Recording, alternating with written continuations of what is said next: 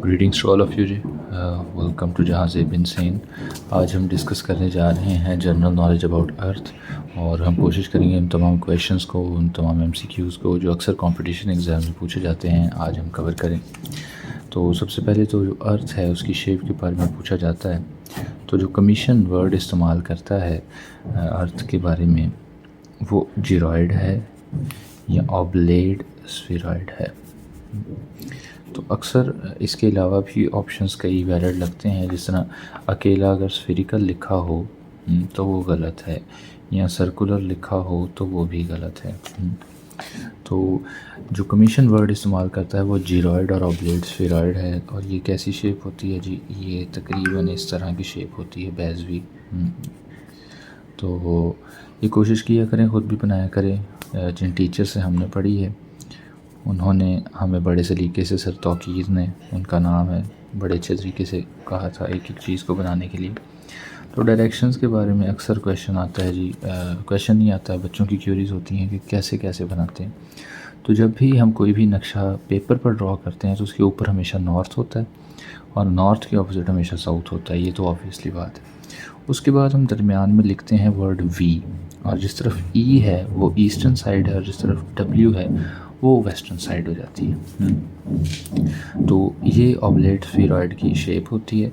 Earth rotation किस तरफ होती है जी? आपको पता होना चाहिए। तो ये वेस्ट टू ईस्ट होती है। और हाँ, ये भी वेस्ट टू ईस्ट है, और अगर हम ऊपर से जाएं तो वो भी वेस्ट टू ईस्ट है। तो अगर कमीशन में क्वेश्चन आ जाए तो इसके साथ एंटी क्लॉकवाइज या काउंटर क्लॉकवाइज, काउंटर का मतलब भी एंटी होता है, ये ज़रूर लिखा होगा। तो आपने east to west anti clockwise या काउंटर क्लॉकवाइज क्लिक करना है, ठीक है। और ये अर्थ की रोटेशन है, इस तरफ होती है। उसके बाद है जी कि अर्थ के कॉन्स्टिट्यूएंट्स क्या हैं, मतलब कौन कौन से इसमें पार्टिसिपेंट हैं जो कंट्रीब्यूट करते हैं। तो इसमें जी या तो सी हैं, सीज़ कह लें या ओशंस कह लें, बल्कि ओशंस ज़्यादा बेहतर वर्ड है। और दूसरा लैंड बॉडीज़ हैं या वाटर बॉडीज़ इधर कह लें। तो जो लैंड है वो टोटल एरिया के 79% है, और जो ओशंस यानी वाटर बॉडीज़ हैं वो 31% है। 71% है। कहीं पे ये 70 और 30 की रेशो भी है, लेकिन 71 वाली रेशो जो है ये ज़्यादा मोहतात है। तो लैंड्स जो हैं उनको कॉन्टिनेंट्स में, 7 बड़े कॉन्टिनेंट्स में डिवाइड किया गया, और जो हमारी वाटर बॉडीज़ हैं उन्हें 5 ओशंस में डिवाइड किया गया। तो हम देखेंगे जी अब ये 7 कॉन्टिनेंट्स कौन कौन से हैं और कहाँ कहाँ पे हैं। तो हम दोबारा से जी बनाते हैं जी अर्थ की शेप। तो आपने थोड़ी अच्छी बनानी है, मुझसे थोड़ी अच्छी नहीं बनी। तो ये नॉर्थ हो गया, ये साउथ हो गया। उम्मीद है कि अब आपको डायरेक्शंस का तो कोई मसला नहीं होगा पेपर पर ड्रॉ करने का। तो आपने नॉर्थ के नीचे जो है ना वो बना लेना है यूरोप, और इसके साथ थोड़ा सा बड़ा एशिया, यूरोप और ये एशिया। ये नॉर्थ से स्टार्ट करना है क्योंकि आपके जहन में रह जाए। नॉर्थ के नीचे यूरोप है और यूरोप के साथ ही मिलता है एशिया। आपको पता है रशिया का 25% यूरोप में और 75% एशिया में, तो ये मिलते हैं। और उसके अलावा इसके बिल्कुल नीचे यहाँ पे आपके पास अफ्रीका है, और यहाँ पे साउदर्न साइड पे अंटार्कटिका है। उसके अलावा अगर आप ईस्टर्न साउदर्न साइड पर देखें तो यहाँ पे आपके पास है ऑस्ट्रेलिया, और यहाँ पे नॉर्दर्न वेस्टर्न साइड पे है आपके पास नॉर्थ अमेरिका, और वेस्टर्न साउदर्न साइड पे है साउथ अमेरिका। तो ये वो 7 कॉन्टिनेंट्स हैं जिनमें पूरी लैंड बॉडीज़ को डिवाइड किया जाता है। और ये किस तरह से इनकी तरतीब है। तो सबसे पहले हम देखेंगे जी लैंड वाइज, यानी एरिया वाइज कह लें कि कौन सा बड़ा कॉन्टिनेंट है और कौन सा छोटा। तो इसकी तरतीब है जी, सबसे बड़ा एशिया है, उसके बाद है जी अफ्रीका। ये लैंड के हवाले से है क्योंकि इसका एरिया बड़ा है। यहाँ पे तो शायद हमने वो ख्याल नहीं रखा, लेकिन आपने रखना है जब आप अपने नोट्स में इसे नोट कर रहे होंगे। उसके बाद नॉर्थ अमेरिका बड़ा है जी ये, उसके बाद साउथ अमेरिका है, साउथ अमेरिका के बाद है जी अंटार्कटिका, उसके बाद है जी यूरोप, और उसके बाद है जी ऑस्ट्रेलिया। तो ये है जी लैंड के हवाले से कि किसका एरिया ज़्यादा है। अब हम देखते हैं जी पॉपुलेशन के हवाले से। पॉपुलेशन के हवाले से अक्सर तरतीब वो पूछ लेता है, ये ज़्यादा इंपॉर्टेंट है। तो सबसे पॉपुलस जो है वो एशिया ही है, दूसरे नंबर पर अफ्रीका ही है, तीसरे नंबर पर पॉपुलेशन में आपके पास यूरोप है, उसके बाद नॉर्थ अमेरिका, फिर साउथ अमेरिका है, फिर ऑस्ट्रेलिया है, और लास्ट में अंटार्कटिका है। अंटार्कटिका में ना होने के बराबर है, और हमारा पाकिस्तान की जो एक रिसर्च लैब है वो भी वहाँ पे इस्टेब्लिश है। तो ये तरतीब है जी लैंड वाइज और पॉपुलेशन वाइज, ये आपने याद रखनी है। और ये भी यहाँ पे वो क्वेश्चंस पूछता है, वो पूछता है जी कि आप बताएं जी कि अफ्रीका की साउदर्न साइड पर क्या है, तो वो अंटार्कटिका है। ऑस्ट्रेलिया की वेस्टर्न साइड पे क्या है, तो अफ्रीका है। नॉर्थ अमेरिका के ईस्ट में क्या है, तो वो यूरोप है। तो ये आपको पता होने चाहिए। अगर आपके पास ये वाला कॉन्सेप्ट क्लियर होगा तो फिर आपको ज़्यादा इसके बारे में पता होगा और आप आसानी से जवाब दे सकेंगे कॉन्सेप्ट जहन में लाते हुए। और अगर वैसे आप रट्टे मारे तो बड़ा मुश्किल हो जाता है। तो ये हो गया जी कॉन्टिनेंट्स के बारे में। अब हैं जी ओशंस। तो ओशंस 5 बड़े ओशंस हैं, और इसके लिए एक लफ्ज़ इस्तेमाल होता है पैसा। पैसा इज़ वेरी इम्पोर्टेंट, और ये हमें भूल भी नहीं सकता क्योंकि ये अपना वजूद भूलने देता नहीं है। तो इसी से हम तरतीब को याद रखेंगे। पी से है जी पैसिफिक, ए से है जी अटलांटिक, आई से है जी इंडियन ओशन, एस से है जी साउदर्न ओशन, और ए से है जी आर्टिक सबसे छोटा है। इनकी तरतीब भी यही है एरिया वाइज। और अब ये कहाँ कहाँ और किन किन मुल्कों के दरमियान में वाक़ है, तो हम देखते हैं जी। नोट्स बना लिए। ये देखें ना, अगर आप इसी लेक्चर को नोट करते हुए 2-3 दफ़ा बनाएंगे तो आपका कॉन्सेप्ट कदरे बेहतर हो जाएगा। आपको पता चल जाएगा कि कौन कौन सा किस किस जगह पे है। तो ये हमारे पास यूरोप है, ये एशिया है, ये अफ्रीका है, ये अंटार्कटिका है, यहाँ पे आपके पास ऑस्ट्रेलिया है, यहाँ पे नॉर्थ अमेरिका, और यहाँ पे साउथ अमेरिका है।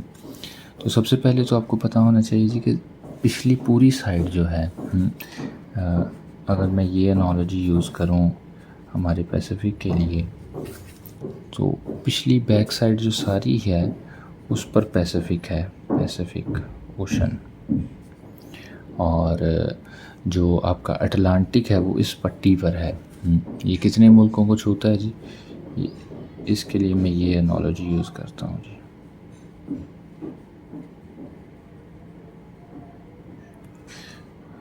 इसे अटलांटिक ओशन को जो है ना वो बहरे जुल्मात भी कहते हैं, और ये वही जुल्मात है जिसके बारे में इकबाल ने कहा था कि दश्त सहरा भी न छोड़े हमने, दौड़ा दिए बहरे जुल्मात में घोड़े हमने। तो वो अफ्रीका से चले थे यूरोप में और यूरोप को फ़तह किया था, तो उसके दरमियान ये अटलांटिक ओशन पड़ता है। तो उससे भी आप याद रख सकते हैं। तो यहाँ पे आपसे वो पूछ सकता है जी कि नॉर्थ अमेरिका के वेस्ट में कौन सा दरिया लगता है, समुद्र लगता है जी, तो आप कहेंगे जी कि पैसिफिक लगता है। और अगर पूछे ईस्ट में तो अटलांटिक लगता है। उसके बाद जो एशिया है, एशिया की खूबी है कि एशिया को 3 जो हैं वो बड़े दरिया लगते हैं, समुंदर लगते हैं सॉरी।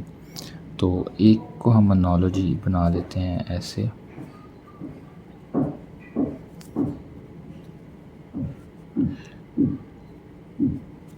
ठीक है।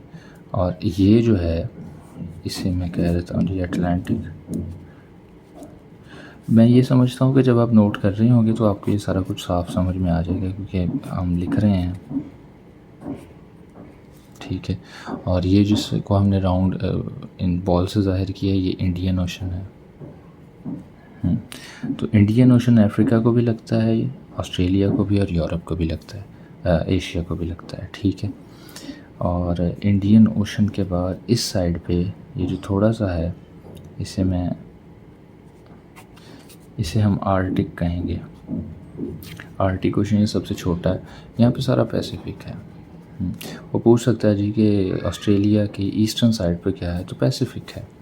और ये जो नीचे साइड बच गई है, इसे हम किस तरह की एनालॉजी से ज़ाहिर करेंगे जी, इसे हम ऐसे ज़ाहिर कर लेते हैं।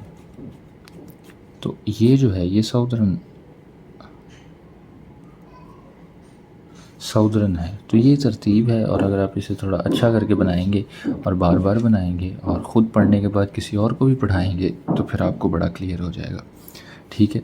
तो यहाँ पे वो जिस भी किस्म का क्वेश्चन पूछ सकता है, वो पूछे जी अफ्रीका के साउथ में क्या है, तो साउदर्न से ही है। अफ्रीका के नॉर्थ में क्या है, तो नॉर्थ में इसके इंडियन ओशन है जी।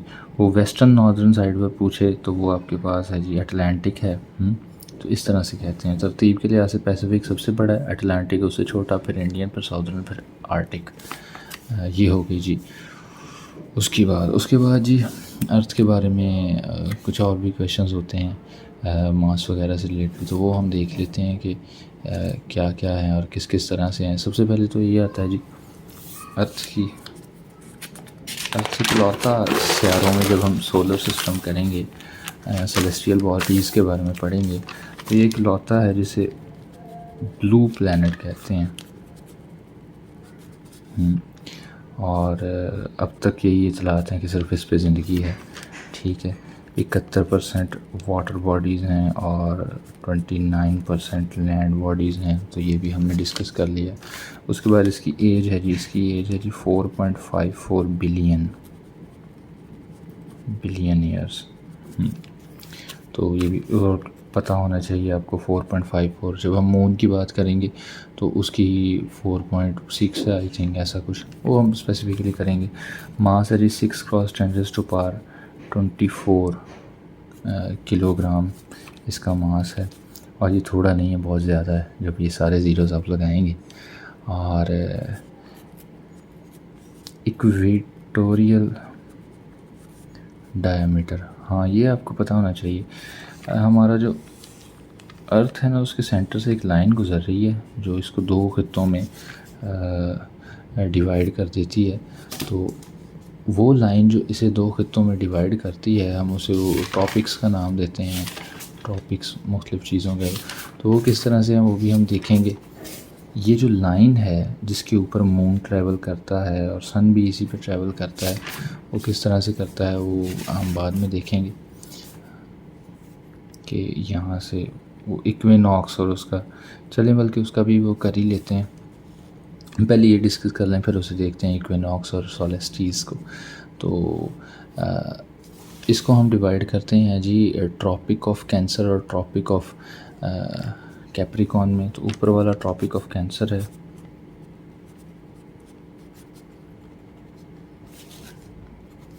तो अभी तो आप इंटेलिजेंट बच्चे हैं, तो यानी नॉर्थ साइड वाला ट्रॉपिक ऑफ कैंसर है और नीचे वाला ट्रॉपिक ऑफ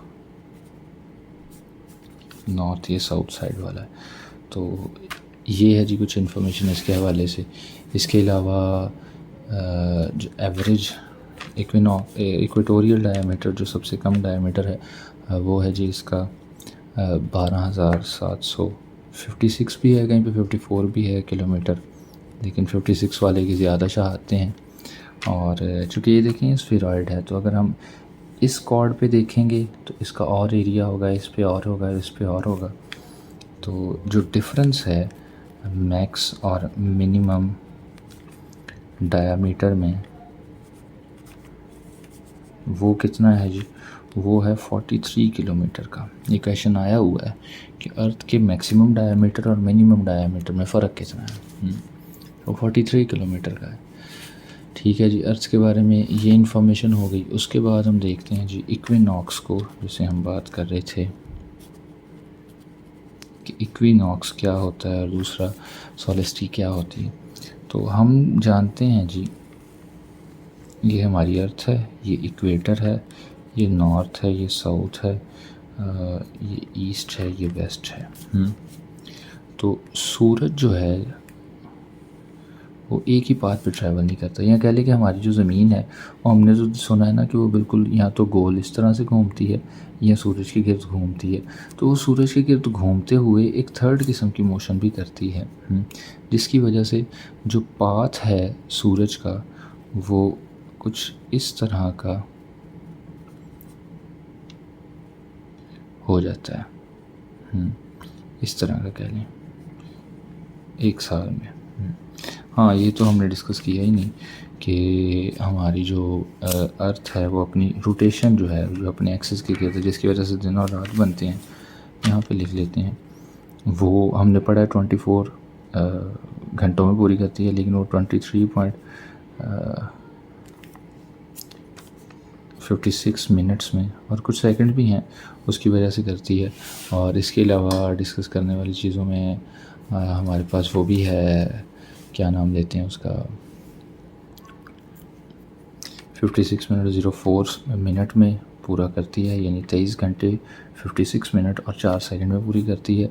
और एक जो साल होता है जो पूरी अपनी रेवोल्यूशन करता है वो 365 डेज़ और 6 आवर्स में करता है। तो ये जो 6 आवर्स हैं ये अगर आप देखें एक साल में इतने हैं और 4 साल के बाद ये जो 6 घंटे हैं वो मिलकर पूरा एक दिन बना लेते हैं। तो इस वजह से जो लीप ईयर है उसमें एक साल ज़्यादा होता है इस वजह से, ठीक है।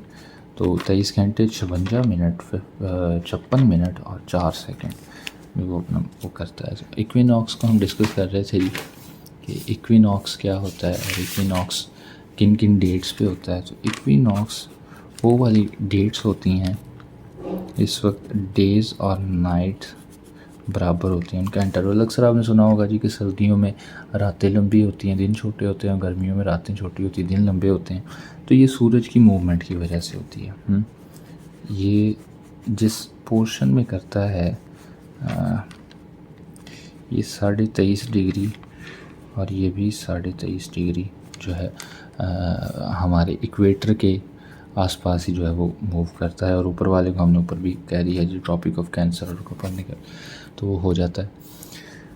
यहाँ पे जब आपका सूरज होगा तब क्या डेट होगी और यहाँ पे अच्छा एक जनरल ऑब्जर्वेशन है अगर हम देखें तो जब यहाँ पे सूरज होगा तो ज़ाहिर सी बात है इधर रात ज़्यादा हो जाएगी। वेल हमारा जो है वो नॉर्दर्न साइड पे ना, तो हमारे इधर रात बड़ी हो जाएगी, सर्दियाँ होंगी। और जब सूरज यहाँ पे होगा तो इधर रात छोटी हो जाएगी, दिन लंबे हो जाएंगे, तब इधर सर्दियाँ हो जाएंगी, ठीक है। तो इस तरह से है। तो ये जो डेट्स हैं ये और ये जब डेज़ और नाइट्स बराबर होती हैं वो 2 डेट्स हैं। ये ना यहाँ पर ये वाला पॉइंट दोबारा से रिपीट होता है। तो बुनियादी तौर पर ये 2 डेट्स ही हम याद रखेंगे। तो एक है 21 मार्च, वो वाला दिन होता है जब दिन और रात बराबर होते हैं, और 23 सितंबर, तो ये इक्विनॉक्स हैं, ठीक है। अक्सर इनके बारे में वो पूछ लेता है। इक्विनॉक्स हो गए। उसके बाद है जी सॉल्स्टिस। तो ये वो वाले दिन हैं जब डेज़ और नाइट्स बराबर नहीं होते। डेज़ और नाइट्स, अच्छा ये बिल्कुल हम मोहतात तो नहीं कह सकते जी कि 12 घंटे पूरे उसके हों और 12 घंटे उसके, लेकिन ये कि बड़ा कम डिफरेंस होता है इक्विनॉक्स में। लेकिन डे और नाइट का बड़ा ख़ासा डिफरेंस होता है ये सॉल्स्टिस में। तो ये होगा जी इस डेट पर और इस डेट पर। तो ये कौन कौन सी डेट्स हैं? तो ये भी 2 डेट्स ही हैं जी। कौन कौन सी? 22 दिसंबर है और 21 जून है। तो इसे हम इस तरह से अक्सर याद रखते हैं कि यहाँ पे हम नॉमिनेट कर लेते हैं। तो ये डेट है जी 21 मार्च। ये डेट है जी ये सॉल्स्टिस की होगी, तो इसे हम कहेंगे जी 21 जून हो गई। 21 जून के बाद फिर से हम आ गए जी इक्विनॉक्स पे। तो इक्विनॉक्स पे हो गया जी 23 सितंबर हो गया। फिर यहाँ पे आपके पास आ गया जी 22 दिसंबर आ गया जी। और फिर ये जो है ये अगले साल में आ गई है 21 मार्च जी। तो इस तरह से टाइम ग्राफ को हम याद करते हैं कि किस किस तरह से कहाँ कहाँ पे क्या क्या होगा। इसके अलावा हाँ, सोलर एक्लिप्स और मून एक्लिप्स होता है। तो सोलर एक्लिप्स कब होता है जी? आपको पता होना चाहिए। तो होता ये है जी कि ये हमारी अर्थ है, ये हमारा मून है और ये हमारा जी सन है। तो जब इसकी लाइट पड़ती है, इसकी लाइट पड़ रही है सूरज की तमाम बॉडीज़ पे, तो ये बाकी सारी जगह पे तो पड़ती है, लेकिन जिस एरिया के सामने मून आ जाता है उसके अंदर जो है वो अंधेरा रहता है। तो सूरज ग्रहण जो है वो कभी पूरी दुनिया पे नहीं होता, किसी खास एरिया पे होता है। तो वो ये वाला केस होता है सोलर एक्लिप्स का। तो और मून या लूनर एक्लिप्स कब होता है जी? इनमें अक्सर वो सवाल पूछता है जी कि सूरज ग्रहण में कौन सी नमाज़ पढ़ते हैं और चाँद ग्रहण में, तो हम देखते हैं जी। तो होता क्यों है जी लूनर एक्लिप्स? ये होता है जी कि जब ये फ़र्ज़ करें सन है, ये हमारी अर्थ है और ये हमारा मून है, तो इसकी लाइट जब अर्थ ब्लॉक कर देती है, इस पर पड़ेगी लाइट तो ये रिफ़्लेक्ट करेगा, और ये रिफ़्लेक्ट नहीं कर पाता तो हम कहते हैं जी कि चाँद ग्रहण लग गया। तो हाँ, एक लफ्ज़ आप याद रखें, खच। अक्सर ये ना बच्चों का मिक्स हो जाता है। हमारे टीचर सर तौकीर असलम ने हमें ये बताया था। तो ये खच एक लफ्ज़ आप याद रखें। खे से है खसूफ़ और चे से है चाँद। तो जब भी लूनर एक्लिप्स होगा तब हम नमाज़ खसूफ़ पढ़ेंगे। और दो तरह की नमाज़ें होती हैं, कसूफ़ और खसूफ़, ये अक्सर आपस में ना मिल जाती हैं। कसूफ़ ये होती है जी सूरज ग्रहण पे पढ़नी होती है, नमाज़ खसूफ़ चाँद ग्रहण पे। तो अगर आप लफ्ज़ ये खच याद रखेंगे तो आपको रहेगा जी कि खसूफ़ चाँद पर है, तो ऑब्वियसली कसूफ़ सूरज पर होगी। ठीक है, तो ये भी हो गया जी। उसके अलावा जब हम अर्थ में अंदर आ जाते हैं तो इसका एटमॉस्फेयर है जी। तो एटमॉस्फेयर का क्या सिस्टम है जी, हम देखते हैं। तो ओवरऑल अगर हम एटमॉस्फेयर में देखें तो 78% जो है आपके पास नाइट्रोजन है। एवरीडे साइंस में भी हमने पढ़ा था 21% जो है वो ऑक्सीजन है। ये जिसमें हम सांस लेते हैं ये सारा हमारा एटमॉस्फेयर है ना। और राउंड अबाउट 1% के करीब जो हैं वो अदर गैसेस है, इसमें कुछ नोबल गैसेस हैं और बाकी सारे कुछ ओजोन्स वगैरह हैं। तो हमारा जो एटमॉस्फेयर है इसकी 5 बुनियादी लेयर्स हैं। और उसे कैसे कैसे याद रखना है और क्या क्या है, तो आप एक सेंटेंस याद रखें जी, trust me in the exam. ठीक है, तो हम इसी से सारे ट्रस्ट में इन द एग्ज़ाम से ही सारे डिड्यूस करेंगे, निकालेंगे।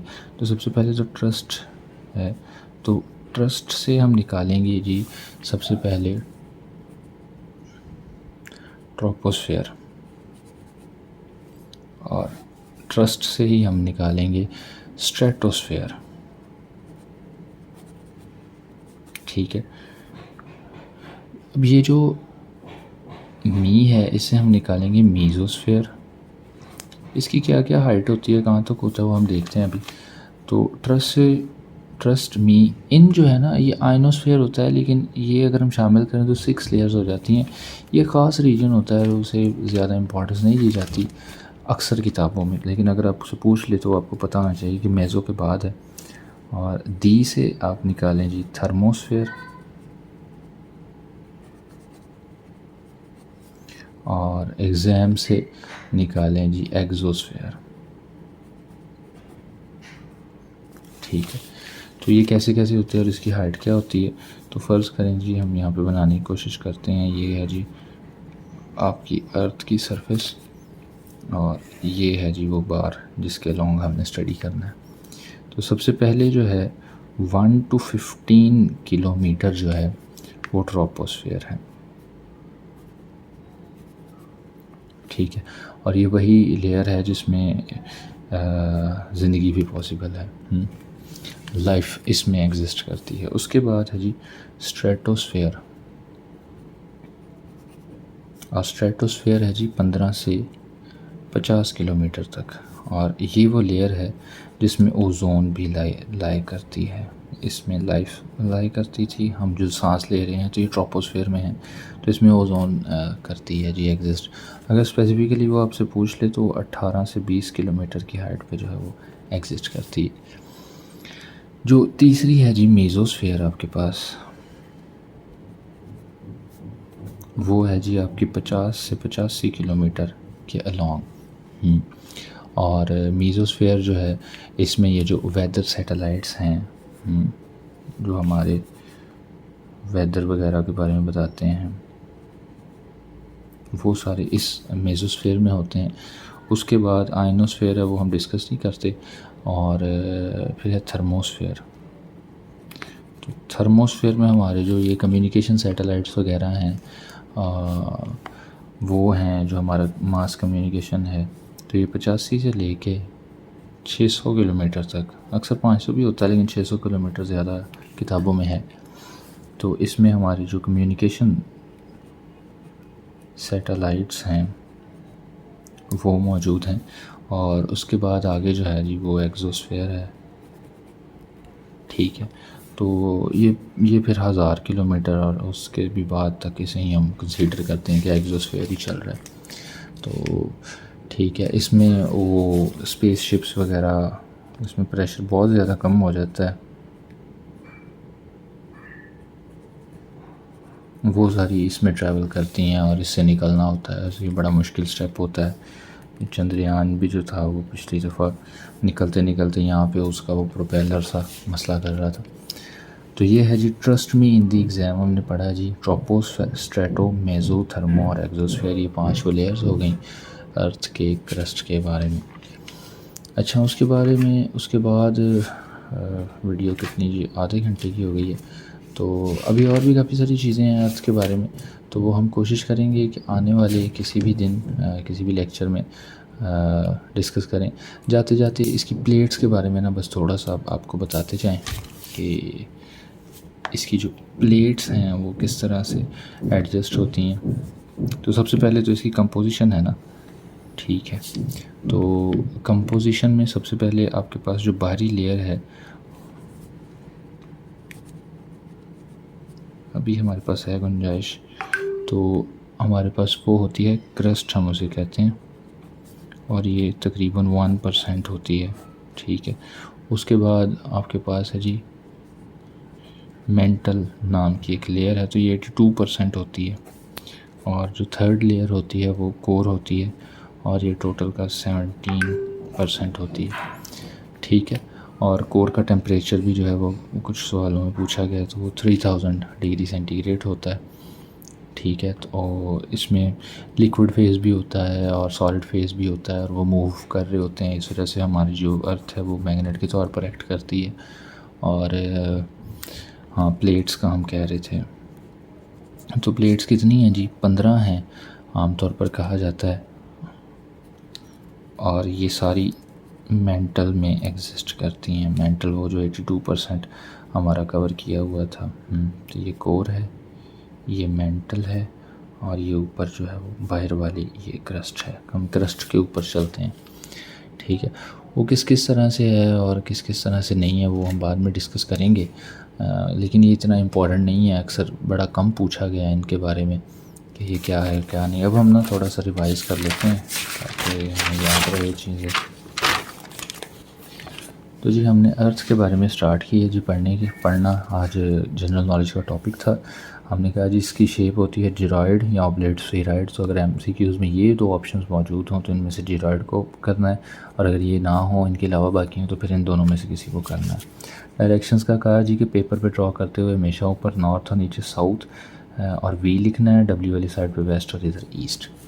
अर्थ का जी लैंड और वाटर बॉडीज़ में दोनों कॉन्स्टिट्यूएंट्स है। लैंड 29% है, और जो ओशंस हैं, जो वाटर बॉडीज़ हैं, वो 71% है। लैंड को 7 कॉन्टिनेंट्स में और वाटर बॉडीज़ को 5 ओशंस में डिवाइड किया गया है। वो कहाँ कहाँ हैं जी?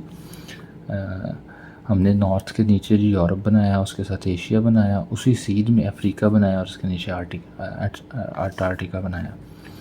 उसके बाद जी वेस्टर्न ईस्टर्न साइड पर नॉर्थ अमेरिका और वेस्टर्न साउदर्न साइड पर साउथ अमेरिका बनाया, और अफ्रीका के तकरीबन ईस्टर्न साउदर्न साइड पर हमने ऑस्ट्रेलिया बना लिया। मूवमेंट की बात कीजिए, वेस्ट टू ईस्ट मूव करती है ज़मीन, ठीक है, एंटी क्लॉकवाइज या काउंटर क्लॉकवाइज डायरेक्शन में ये ज़मीन मूव करती है। अगर सूरज का होगा तो वो ईस्ट टू वेस्ट होगा। उसके बाद हमने कहा जी लैंड वाइज ये कौन कौन से कॉन्टिनेंट्स बड़े हैं, तो एशिया सबसे बड़ा है, फिर अफ्रीका, फिर नॉर्थ अमेरिका, फिर साउथ अमेरिका, फिर अंटार्कटिका, फिर यूरोप, फिर ऑस्ट्रेलिया। ये लैंड वाइज हैं कौन से बड़े हैं। पॉपुलेशन वाइज सबसे बड़ा एशिया, फिर अफ्रीका, फिर यूरोप, फिर नॉर्थ अमेरिका, फिर साउथ अमेरिका, ऑस्ट्रेलिया और अंटार्कटिका लास्ट में। ओशंस हमने कहा जी टोटल 5 हैं, और एक लफ्ज़ है पैसा, उससे हमने इनको निकाला जी। पी से पैसिफिक, ए से अटलांटिक, आई से इंडियन, एस से साउदर्न, ए से आर्टिक। ये कहाँ कहाँ लाई करते हैं जी, तो हम एक साइड से स्टार्ट करेंगे। नॉर्थ अमेरिका और साउथ अमेरिका की वेस्टर्न साइड पे पैसिफिक है, और ये पीछे टोटल अब ये स्फेरॉइड है ना, तो पीछे भी सारा ऐसे गोल होगा, तो पीछे ये सारा पैसिफिक ही है, सबसे बड़ा है। और मरियाना ट्रेंच इसकी सबसे गहरी है, जो गालबन 10,900 किलोमीटर गहरी है मरियाना ट्रेंच, और इसमें सबसे गहरा मकाम है अर्थ पे। तो पैसिफिक हो गया जी नॉर्थ और साउथ अमेरिका की वेस्टर्न साइड पे, और इधर से भी वो बाहर निकला हुआ है।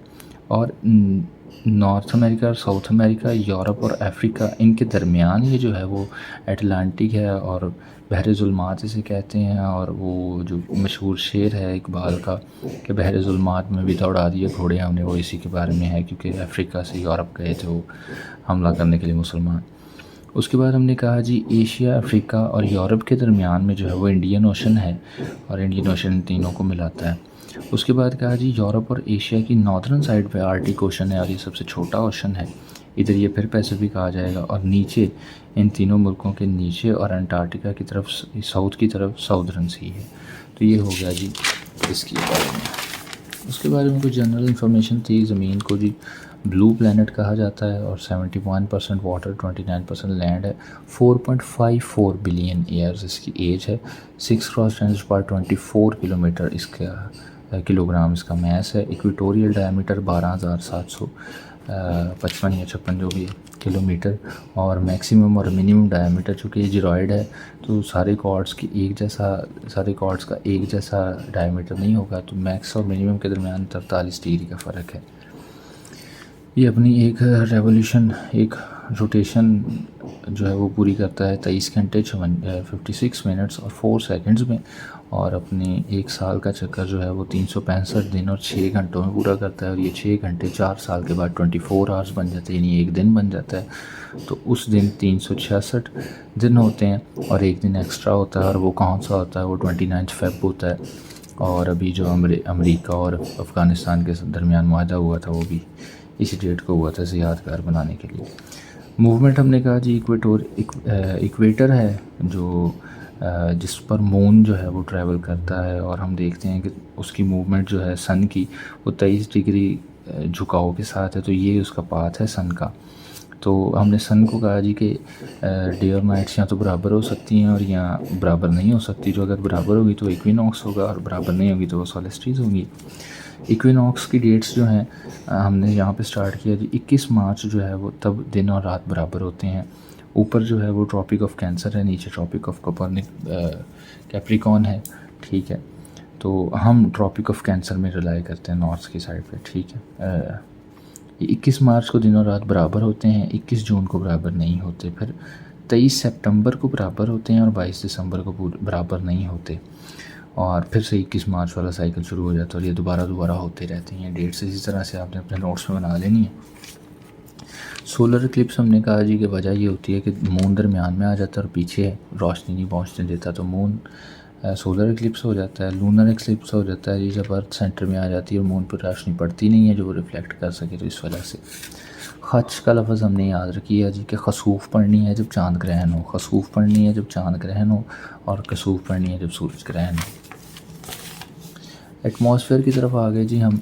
78% नाइट्रोजन है, 21% ऑक्सीजन और 1% अदर गैसेस हैं। 5 टोटल लेयर्स हैं। ट्रस्ट में इन दी एग्ज़ाम, ये हमने कहा जी कि हम इससे निकालेंगे। तो ट्रस्ट से ये जो ट्रा है इससे हम ट्रोपोस्फेयर निकालेंगे और एस टी से स्ट्रेटोस्फेयर, और फिर मी से मेजोस्फेयर, इन से आइनोस्फेयर बनती है लेकिन उसे हम ऐड नहीं करते। डी से थर्मोस्फेयर बनती है और एग्ज़ाम से एक्सोस्फेयर बनती है। तो इसका 1 से 15 किलोमीटर, 15 से 50, 50 से 85 और 85 से 600 और फिर टोटल जो है ना वो इसी तरह से है। ट्रोपोस्फेयर में लाइफ रिलाई करती है 1 से 15 किलोमीटर। स्ट्रेटोस्फेयर में ओजोन है। मीजोस्फेयर में वेदर सैटेलाइट हैं। थर्मोस्फेयर में सॉलिड ये जो सैटेलाइट है कम्युनिकेशनल वो हैं, और एक्सोस्फेयर में स्पेस शिप्स वगैरह मौजूद हैं। कंपोजिशन क्रस्ट की है जी, तो 1% क्रस्ट मतलब अर्थ है, उसके ऊपर वाली लेयर को क्रस्ट कहते हैं। फिर मेंटल, फिर कोर। मेंटल 82% है और कोर 17% है। इसका टेम्परेचर 3000 डिग्री सेंटीग्रेड में है, और इसमें कुछ सेमी लिक्विड किस्म की बॉडीज़ हैं जो मूव करती रहती हैं, उस वजह से मैग्नेट की तरह एक्ट करता है। प्लेट्स टोटल 15 हैं जी, टेक्टोनिक प्लेट्स, और ये प्लेट्स मेंटल में रिलाई करती हैं। तो होप सो जब आप नेक्स्ट टाइम इसे रिवाइज़ करेंगे तो लास्ट वाले 1-2 मिनट में ये सारी रिवीजन को देखेंगे। तब तक के लिए कीप वाइपिंग, स्टे अलाइव।